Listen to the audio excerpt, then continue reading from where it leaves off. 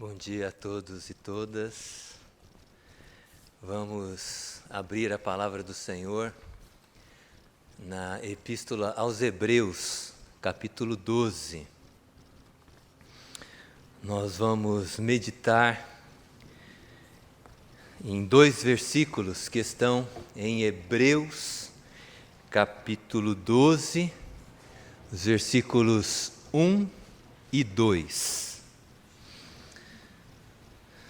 Nós vamos refletir sobre a corrida cristã que estamos inseridos.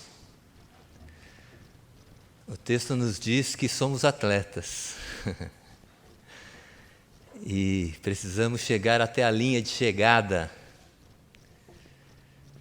ultrapassar a linha de chegada. Hebreus 12, 1 e 2.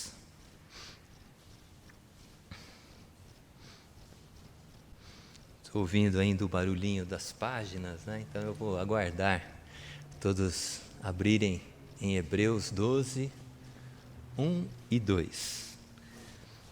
Depois que você abrir, mantenha o texto aberto, porque nós vamos meditar nele, recorrer várias vezes ao texto. Diz assim a passagem: portanto, também nós, que temos a rodear-nos tão grande nuvem de testemunhas, desembaraçando-nos de todo o peso e do pecado que tenazmente nos assedia, corramos com perseverança a carreira que nos está proposta, olhando firmemente para o autor e consumador da fé, Jesus, o qual, em troca da alegria que lhe estava proposta, suportou a cruz, não fazendo caso da ignomínia, e está assentado à destra do trono de Deus. Oremos mais uma vez. Senhor, obrigado pela oportunidade de estarmos na Tua casa. Obrigado porque Tu já tens falado conosco através dos cânticos, das orações, das leituras. E agora nós te pedimos que a Tua misericórdia continue a ser manifestada na nossa vida, através da exposição da Tua Palavra, que o Teu Espírito aplique as verdades da Tua Palavra à nossa mente e ao nosso coração, para sairmos daqui, ó Pai, com disposição renovada de Te servir, de Te louvar, de nos humilharmos na Tua presença, de nos alegrarmos diante do Senhor. Apesar de mim, ó Deus, fala ao nosso coração, ajuda-me a ser simples, a ser claro, objetivo, e que o Teu nome seja honrado nesta manhã. É a oração que nós fazemos em nome de Cristo. Amém.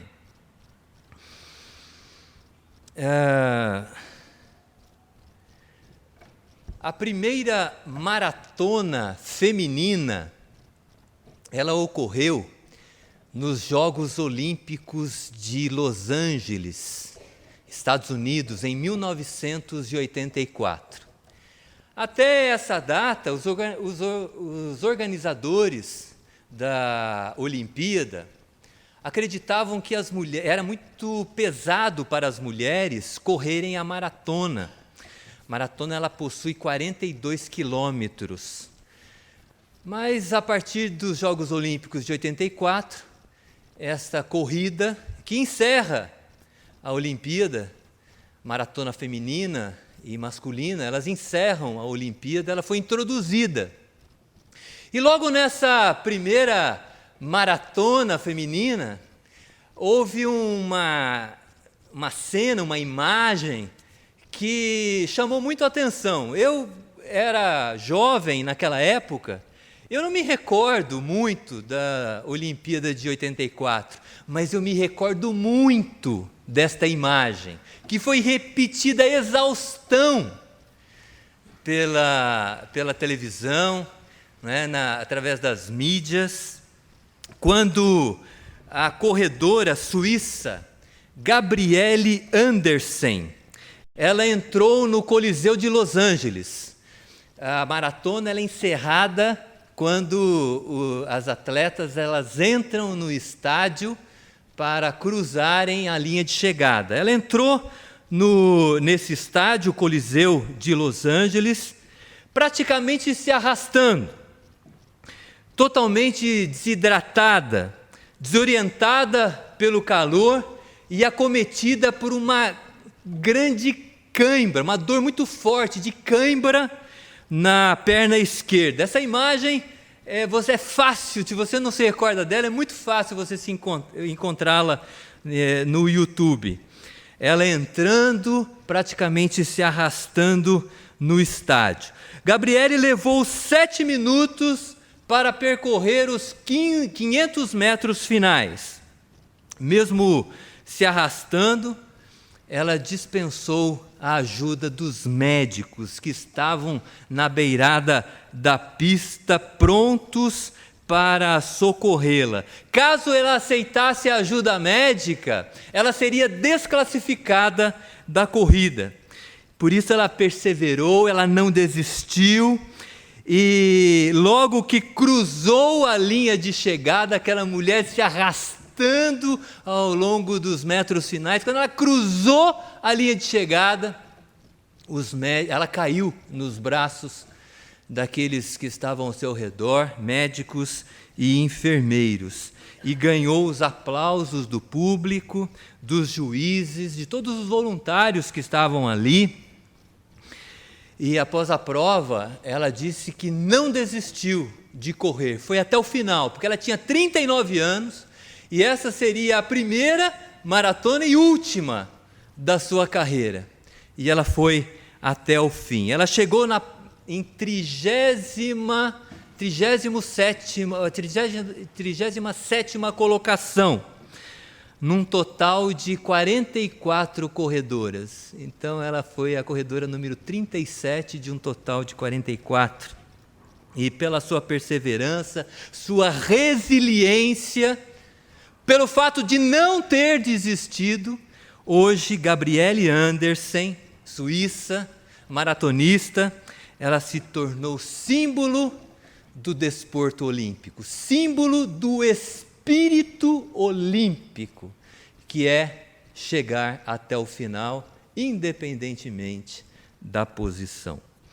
Muito bem, o texto de Hebreus que nós lemos, Hebreus capítulo 12, versos 1 e 2, ele nos diz que a vida cristã é comparada a uma corrida.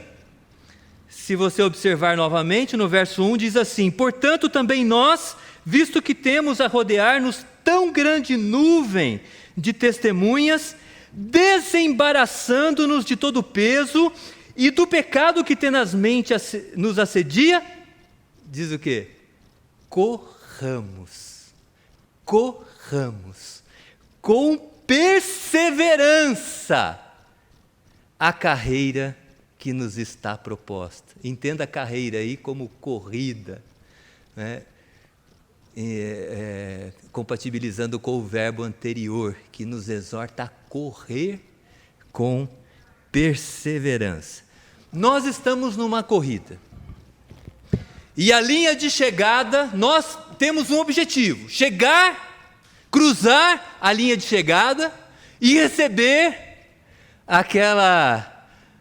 ouvir a voz do nosso Senhor nos dizendo: servo bom e fiel, foste fiel no pouco, sobre o muito te colocarei. Essa é a voz que nós queremos ouvir, essa é a mensagem que nós queremos ouvir quando cruzarmos a linha de chegada, perseverarmos, continuarmos correndo e cruzarmos a linha de chegada. Servo, serva, boa e fiel, foste fiel no pouco, sobre o muito te colocarei. Essa é a voz que nós queremos ouvir, mas até lá há uma carreira a correr com muitos obstáculos, com muitas dificuldades.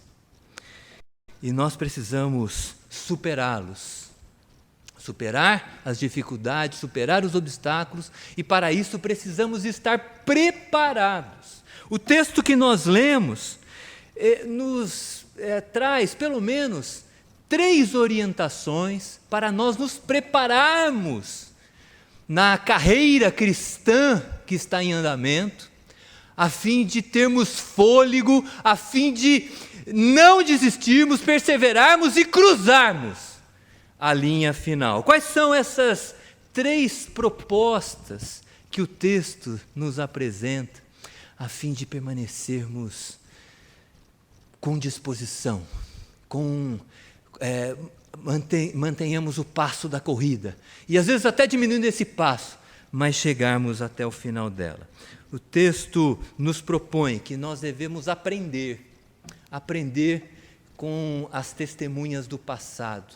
O texto também nos propõe que nós devemos nos livrar de todo o peso que nos atrapalha na corrida, que diminui a nossa eficiência no correr, o peso e o pecado que nos assedia. E o texto também diz que nós devemos ter um alvo. E este alvo nós vamos observar claramente aqui na passagem. Então, 3 verbos importantes aqui: aprender, nos livrar, rejeitar e ter. Aprender com as testemunhas do passado. Rejeitar o peso e o pecado que tenazmente nos assedia. Ter um alvo. E nós vamos observar qual é este alvo aqui no texto que nós estamos meditando. Então vamos primeiramente aprendendo com os atletas que nos antecederam, aprendendo com os atletas do passado, com as testemunhas, conforme o texto bíblico nos diz, né? Diz aqui a primeira parte do versículo 12: portanto, também nós, visto que temos a rodear-nos tão grande nuvem de testemunhas. Temos a rodear-nos grande nuvem de testemunhas. Nós precisamos olhar para as pessoas, na nossa jornada, nós precisamos olhar para as pessoas que passaram por aquilo que nós passamos e foram vitoriosas. Isso nos servirá de incentivo, de encorajamento. O texto aqui fala de testemunhas que nos rodeiam. Pessoas que deram testemunho de sua fé e servem de exemplos para nós. Estas testemunhas, elas foram registradas no capítulo 11. Se você observar bem o texto, aqui no início do capítulo 12, o capítulo 12 começa com uma conjunção. A palavra portanto é uma conjunção conclusiva. A partir dessa palavra, o que vai ser dito é uma conclusão, é uma consequência daquilo que estava sendo dito anteriormente. Então, por isso diz assim: portanto, visto que temos a rodear-nos tão grande nuvem de testemunhas. Onde está esta nuvem de testemunhas? No verso 11. Essas pessoas, né, com as quais nós precisamos, sobre a vida delas, meditar, a fim de aprendermos também como elas foram vitoriosas na carreira cristã. Nós também precisamos aprender a sermos vitoriosos nesta carreira. O capítulo 11 da carta aos Hebreus, ele é conhecido pelos estudiosos como a galeria dos heróis da fé. Eu acrescentaria, né? Galeria dos heróis e das heroínas da fé. Porque essas pessoas que aparecem aqui no capítulo 11, elas perseveraram. Lembram-se lá da atleta? Desidratada, desorientada pelo forte calor, não é? Com muitas cãibras, ela não parou. Ela continuou em frente. Pois essas testemunhas, nós vamos ver rapidamente, elas também nos dão este exemplo. Apesar da luta, apesar do sofrimento, apesar da dor, elas não desistiram, elas foram até o final. São várias as testemunhas aqui, nós vamos passar muito rapidamente. Né? São testemunhas, dá para dividir aqui em 4 tipos de testemunhas. Testemunhas de fé para nós, que viveram antes do dilúvio. Aparecem aqui Abel, capítulo 11, né? Abel, não precisa, é só ouvir mesmo, Abel, Enoque e Noé. Não dá para, nesse momento, detalharmos a vida de cada um deles, mas o que me chama a atenção, especialmente no caso de Noé, é que Noé, diz o texto aqui, aparelhou uma arca para a salvação da sua casa, da sua família. Ele aparelhou uma arca por 120 anos.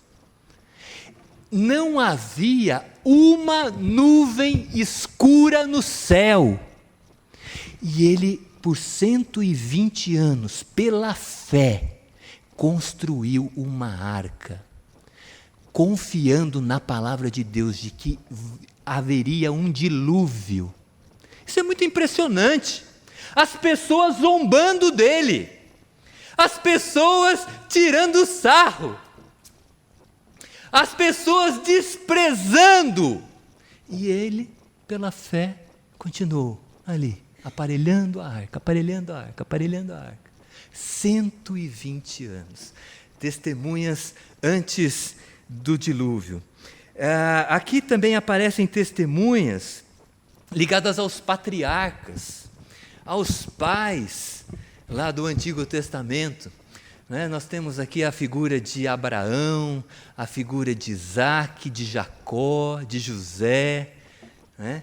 E especificamente de Abraão, o texto diz que pela fé, quando chamado, ele obedeceu a fim de ir para um lugar que devia receber por herança, partiu sem saber para onde ia. Imagine, você recebeu um chamado de Deus para sair da sua casa e vai para um lugar que você não sabe onde é. Estávamos conversando agora há pouco, eu, Alberto e Letícia, eles estão de mudança lá para Praia Grande, né? E eles sabem onde é, eles estão preparando todas as coisas, mas só esse tumulto, né, dessa mudança de casa já gera uma série de problemas. Abraão deixou tudo para trás. Pela fé. Pela fé, o texto aqui diz também que Abraão, quando posto à prova, ofereceu Isaque, seu filho. Ele ofereceu Isaque em sacrifício, porque Deus fez essa prova de fé com ele. E ele considerou que Deus era poderoso para ressuscitar seu filho. Testemunhas que enfrentaram lutas, testemunhas que enfrentaram dor, sofrimento, mas não desistiram, foram até o final. O texto também fala muito fortemente de Moisés. Fala que Moisés preferiu ser maltratado com o povo de Deus a usufruir os prazeres transitórios do pecado. Considerou que o opróbrio de Cristo, a vergonha de Cristo, o fato de Cristo ter sido colocado na cruz, que era uma humilhação, ele preferiu a humilhação de Cristo a ser identificado com as riquezas e os tesouros do Egito. O texto também fala de juízes, de profetas, de reis, quando Israel já havia sido estabelecido na terra prometida. Pela fé, esses homens e mulheres enfrentaram dificuldades, mas não desistiram. Enfrentaram toda sorte de lutas, mas permaneceram fiéis. Portanto, nós precisamos aprender com esses homens e mulheres como nós, que permaneceram fiéis a Deus a despeito de todo o sofrimento e oposição. Então, eu quero deixar aqui logo de cara um incentivo para todos vocês. Esse incentivo é válido para mim também, que estamos nessa carreira cristã, que estamos nesta corrida, nós precisamos meditar sobre a vida dos servos de Deus. Nós precisamos separar um tempo na nossa agenda para ler as Escrituras, para aprender da vida destes homens que enfrentaram muita luta, muito sofrimento, adversidade, aflição, mas não desistiram. Às vezes nós dizemos que não temos tempo, pois eu afirmo que quando nós não temos tempo para ler a palavra de Deus, nós estamos na vida perdendo muito tempo com questões que perturbam o nosso psicológico, enfrentamos muitas perturbações porque não temos o norte das Escrituras para nos tranquilizar, pacificar a nossa alma. Precisamos separar um tempo para refletir sobre a vida dos servos de Deus que passaram por situações que nós passamos e as venceram. Aprender com os servos do passado.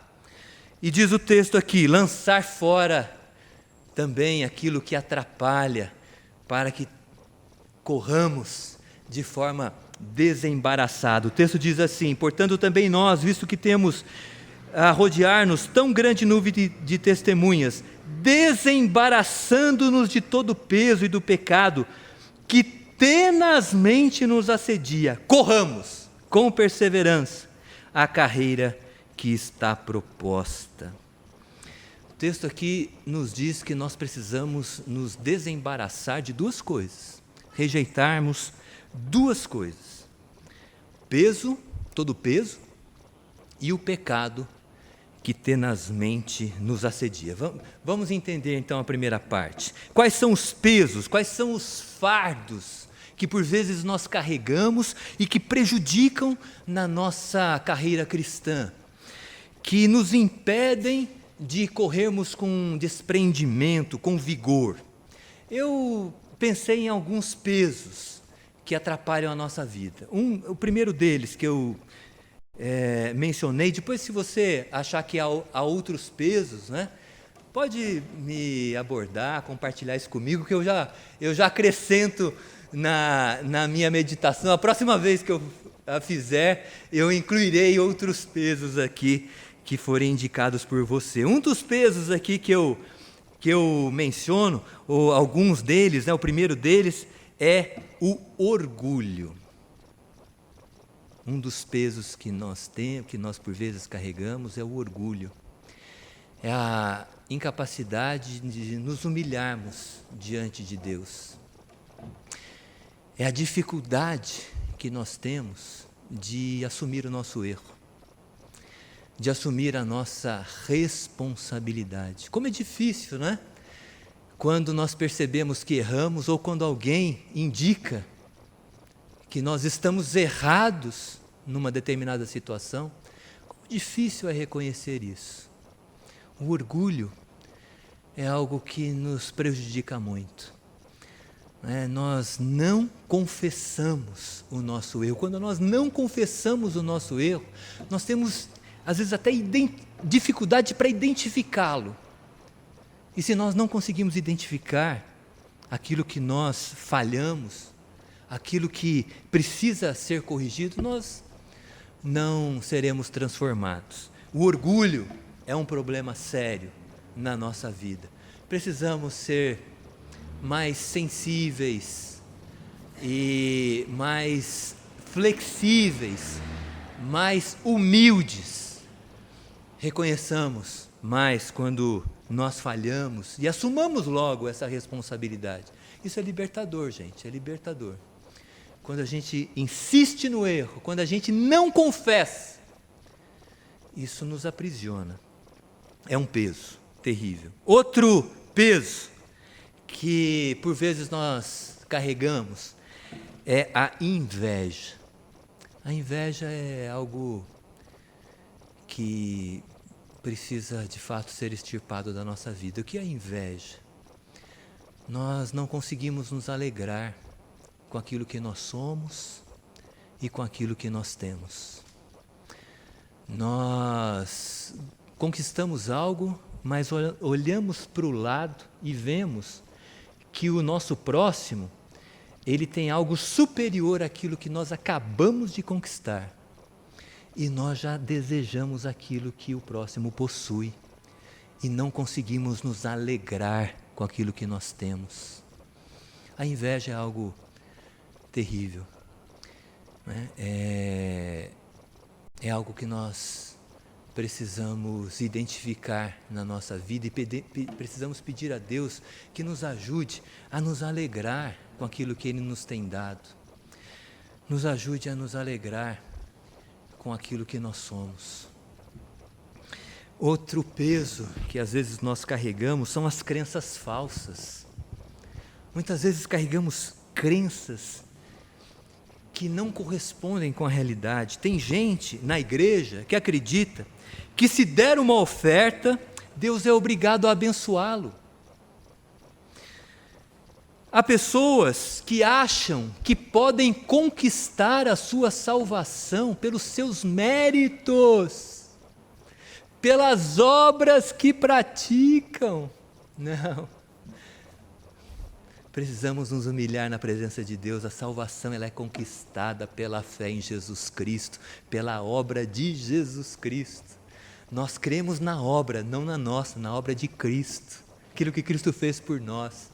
A nós só cabe crer e confiar e entregar a nossa vida a Deus e passar a viver conforme a vontade dEle expressa na sua palavra. Há crenças falsas que se tornam pesos na nossa vida. Um outro peso terrível é a preguiça.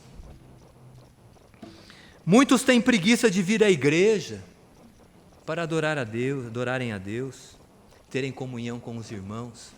A Bíblia nos diz, né, a própria carta aos Hebreus diz assim: não deixemos de congregar-nos, conforme é costume de alguns. Muitos não vêm à igreja porque têm preguiça. Muitos não leem a Bíblia e oram porque têm preguiça. A preguiça é um grande fardo. Maus hábitos. Há coisas boas na vida, mas se nós abusarmos do uso dessas coisas, nós vamos nos prejudicar. Ver televisão é bom, assistir série é bom. Mas eu me recordo sempre das palavras do apóstolo Paulo. Veja que ele transfere a responsabilidade para nós. Todas as coisas me são lícitas, mas nem todas me convêm. Todas as coisas me são lícitas, mas nem todas me convêm. Há coisas que não são convenientes, mesmo que corretas, mesmo que lícitas, legais, não são boas. Todas as coisas me são lícitas, porém não me deixarei dominar por nenhuma delas, né? Cuidado com os maus hábitos que nos afastam daquilo que é bom, de sermos úteis, né? E de fazermos aquilo que é bom. Então são pesos que nos embaraçam na corrida. Mas o texto também fala de pecados ou de pecado que tenazmente nos assedia. Pesquisando mais a fundo essa expressão lá na língua original, eu entendo que pecado que tenazmente nos assedia, nós podemos interpretar de duas formas. É aquele pecado que nos controla. Sabe aquela pessoa que, quando confrontada, ela se revela impaciente, irada, ela responde com ira, não consegue responder de outra maneira, de uma forma mais branda, de uma forma pacífica. Pecado que nos controla. E também tem uma ideia interessante aqui, dessa expressão, pecado que tenazmente nos assedia, aquele pecado que nos seduz com facilidade. Você tem algum pecado que te seduza com facilidade. Não precisa fazer força, é só você se deparar com a situação, de repente você já se entrega a ela, né? Seja o pecado que nos controla, seja o pecado que nos assedia, o texto nos diz, remova isso da sua vida. Eu quero dizer para vocês, meus irmãos, que eu não sou diferente, meus irmãos e minhas irmãs, não sou diferente. Eu tenho todas essas dificuldades.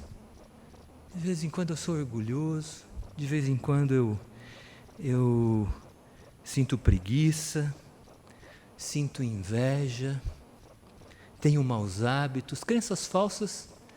Eu penso que Deus tem me ajudado, né? Mas são coisas que nós precisamos nos embaraçar delas para correr a carreira cristã que nos está proposta, essa corrida para que nós tenhamos liberdade para correr, não sejamos embaraçados nessa corrida. E finalmente, né, além de aprender com as testemunhas do passado, além de lançar fora aquilo que nos prejudica, nós devemos olhar para o nosso alvo. Veja aí o verso 2. Veja qual é o alvo. Olhando firmemente para o autor e consumador da fé, Jesus. Ele é o nosso alvo. Diz o texto aqui que Jesus, em troca da alegria que lhe estava proposta. Qual é a alegria que estava proposta a Jesus Cristo? O texto diz, estar sentado à destra do trono de Deus. Jesus é a segunda pessoa da Trindade. Deus glorioso. Ele estava à destra, à direita do Pai, no trono, governando todas as coisas. Mas diz o texto que ele, em troca desta alegria, que é estar sentado à destra do Deus poderoso, o que ele fez?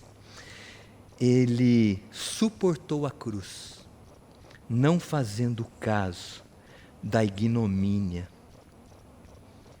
Jesus suportou a cruz, não fazendo caso da ignomínia, da desonra, da humilhação, do desprezo, da vergonha da cruz. Ele suportou a cruz por nós.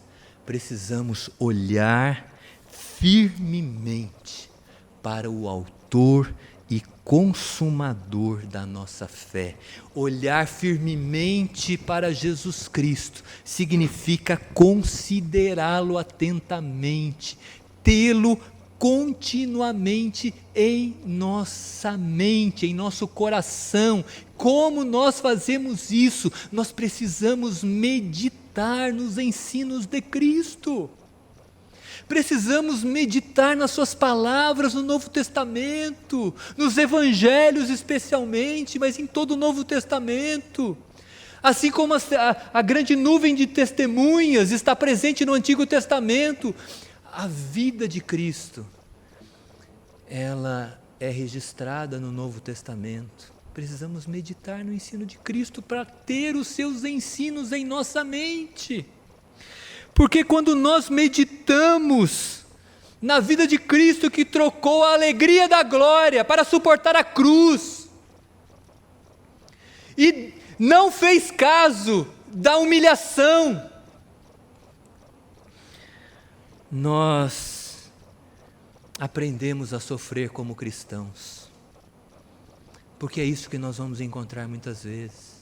Nós vamos encontrar oposição, nós vamos encontrar dores, tristezas, aflições. Se mirarmos Jesus Cristo, que suportou tudo isso e cumpriu o seu ministério, nós seremos vitoriosos. Então, ao enfrentar a dor, não olhe para as circunstâncias, não olhe para as suas limitações. Ao enfrentar a dor, não olhe para o homem, não olhe para o médico, para o seu chefe, para os seus pais, seus irmãos, o pastor, quem sabe. Olhe para Jesus, que é o autor e consumador da nossa fé. Ele é o autor da nossa fé porque A nossa fé foi incutida em nós. Ele é a fonte da nossa fé. Essa fé foi incutida em nós através do Espírito de Cristo. O apóstolo Paulo, falando aos Efésios, diz assim: pela graça que vocês foram salvos. Isso não vem de vós, é dom de Deus. Ele é o autor da nossa fé. Ele nos deu a fé para que crêssemos nele. Mas Ele também é o consumador da nossa fé. Através do mesmo Espírito que Ele aplica a fé no nosso coração. Este mesmo Espírito aperfeiçoa o Espírito de Cristo, o Espírito Santo, que é o Espírito de Cristo. Ele aperfeiçoa a nossa fé para que nos tornemos pessoas maduras. Eu me recordo que certa feita eu entrei na casa de uma senhora para visitá-la, e logo na sala dela existia um pequeno altar, um púlpitozinho, e nesse púlpito estava a Bíblia aberta no Salmo 91. E eu, quando sentei para conversar com ela, eu disse assim: que bom que a senhora tem sempre a Bíblia aberta aqui na sua casa, né? A senhora costuma ler bastante a Bíblia? Falou: não leio não. Falei: mas ela está aí. Não, isso aqui é o Salmo 91, né? Que fala que Deus nos protege, né? Cairão 1000, 10.000, cai 1000 de um lado, 10.000 do outro lado, né? E você será preservado, né? Aí eu percebi que aquela senhora, ela usava a Bíblia como um amuleto, como algo para trazer um bom presságio, livrar dos maus agouros, né? Um amuleto na vida daquela mulher. E eu aproveitei aquele momento para explicar o significado do Salmo 91 e para mostrar para ela a importância de nós meditarmos na Bíblia toda, conhecermos a vontade de Deus e fortalecermos a nossa fé para enfrentarmos as lutas. Jesus, Ele é o autor da fé e Ele aperfeiçoa a nossa fé até o final. Por isso é dito que Ele é o autor e consumador da fé. Eu gosto muito daquela palavra do apóstolo Paulo, em que ele fala que há 3 coisas que são muito importantes nesta nossa vida aqui nesse mundo: a fé, a esperança e o amor. Porém, dos 3, o mais importante é o amor. Por quê? Porque a fé é a certeza de coisas que se esperam. Então, quando nós morrermos, quando nós passarmos esta vida e estivermos na presença de Deus, aquilo que nós esperamos terá se materializado, terá se concretizado. A fé estará completa, não precisaremos mais de fé, não precisaremos mais de esperança, porque tudo foi consumado. Estaremos diante de Deus, de Jesus, mas o amor ainda será necessário. Nós continuaremos vivendo o amor. Por isso o apóstolo Paulo fala que o amor dos 3 é o mais importante, né? Mas aqui o que importa é sabermos que a nossa fé, ela é dada por Jesus, Ele é o autor da fé, e ela é consumada por Cristo também. Então, meus irmãos e minhas irmãs, nossa carreira cristã só terminará quando estivermos com Jesus. Sabe o que isso significa? Cristão não se aposenta. Não tem aposentadoria no reino de Deus. Você se aposenta do seu trabalho. Mas no reino de Deus, até o último suspiro de vida, nós teremos algo a fazer. Isso para mim é um privilégio, eu acho isso fantástico. Porque muitas pessoas, quando deixam de trabalhar no seu dia a dia, né, na sua empresa, na sua escola, onde ela tiver trabalhado, se aposentou, por exemplo, ela perde o sentido da vida. Aí eu percebo, o sentido da vida dessa pessoa estava no trabalho. o sentido da nossa vida não está no trabalho. O trabalho é importante. Todas as coisas são importantes. Mas o sentido da nossa vida é o relacionamento com Deus por meio de Jesus Cristo. Portanto, se nós temos esse relacionamento com Deus, podemos nos aposentar, né? Mas teremos sempre algo a fazer para a glória de Deus, servindo ao próximo para a glória de Deus. E devemos fazer, porque estamos nessa corrida. E enquanto estivermos nessa corrida, nos lembremos, conforme o ensino do escritor aos Hebreus, vamos aprender com as testemunhas do passado, vamos meditar no Antigo Testamento, vamos rejeitar tudo aquilo que é peso, esse pecado que quer nos controlar, que nos seduz facilmente.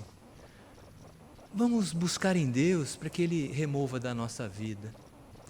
Vamos olhar firmemente para o autor e consumador da nossa fé. Ele trocou a alegria para suportar a cruz e não fez caso da humilhação.